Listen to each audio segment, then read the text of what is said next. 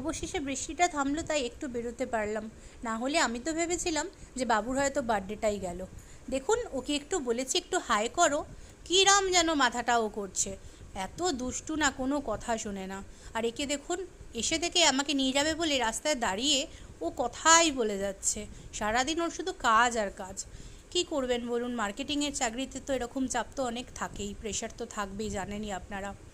আমি দাঁড়িয়ে দাঁড়িয়ে কী করবো, তাই ভাবলাম একটু চুলগুলো ঠিক করে নিই। যাই হোক, একটুখানি মেকআপটাও তো দেখা উচিত, তাই না? আমরা আসলে মেয়েরা সাজগোজ করতে কিন্তু খুবই ভালোবাসি। দেখুন, যাই হোক, বেরোলাম অবশেষে। অনেকটাই লেট হয়ে গেছে যদিও, তাও ভাবলাম বেরিয়ে যখন পড়েছি সব কিছু নিয়ে তবেই ঢুকবো। রাস্তায় বেরিয়ে দেখি সেই রাস্তার কি অবস্থা দেখুন, পুরো কাদা ভর্তি। একে কাদা, তার উপরে এখানে প্রচণ্ড গরু থাকে, জানেন তো। একটু রাস্তা আপনি পাবেন না যাওয়ার জন্য। অবস্থাটা দেখতে পাচ্ছেন। এটা কিন্তু, এই বিল্ডিংটা কিন্তু একটা বিশাল বড় বিল্ডিং, এখানকার বলাঙ্গীরে কিন্তু ফেমাস বিল্ডিং এটা। কিন্তু এমনই অবস্থা রাস্তার যে এখানেও লোক থাকার জন্য ভাববে। দেখুন, অনেকটা দূর যাওয়ার পর একটু ভাবলাম একটু ভিডিও করি। ছেলেটাকে বলছি একটু এদিকে তাকা, দুষ্টুমি করছি।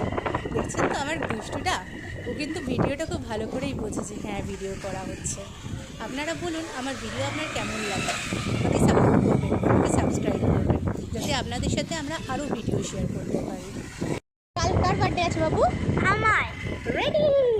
বার্থডে হবে কালকে? এক্ষুনি এক্ষুনি না, কালকে হবে। এক্ষুনি কী করে হবে? আর বেলুন সাজাবো? বেলুন না, কেন না, কেন বেলুনটা সাজাই?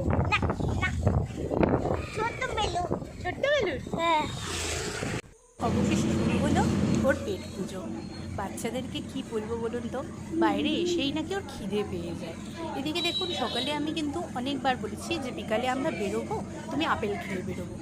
কিন্তু ঠিক বেরোনোর সময় ওকে যখন আপেলটা কেটে দেওয়া হলো, ওর নাকি আপেলটা খেতে ইচ্ছা করছে না। নানা রকম মুখ করে আর খেলোই না। পরের ব্লগে দেখা হবে আবার।